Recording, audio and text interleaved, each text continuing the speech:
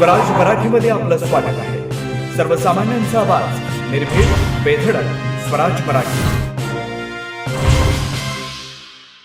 रत्नागिरी नागपूर राष्ट्रीय महामार्गावर भोसे गावात हॉटेल नंदनवन जवळ मध्यरात्रीच्या सुमारास भरधाव बोलेरो वाहनानं दुचाकी मोटरसायकलला उडवल्याची घटना घडली.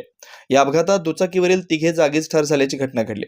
सुरेश युवराज शिंदे वय 29, त्याची पत्नी संजना सुरेश शिंदे वय 28, ज्ञानेश्वर वय 1 वर्ष, राहणार खामसवाडी, तालुका कळंब, जिल्हा धाराशिव असं अपघातात मृत्यू झालेल्यांची नाव आहेत.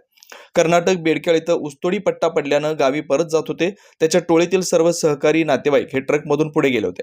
सुरेश, त्याची पत्नी आणि 1 वर्षाचा मुलगा हे मोटरसायकलवरून जात असताना पुणे येथील बोलेरो चारचाकी वाहनानं पाठीमागून धडक दिल्यानं हा अपघात झाला.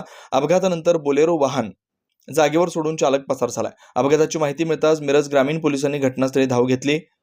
बोलेरो वाहन तसेच दुचाकी वाहन पंचनामा करून पोलिसांनी ताब्यात घेतला असून गुन्हा नोंद करण्याचे काम सुरू आहे.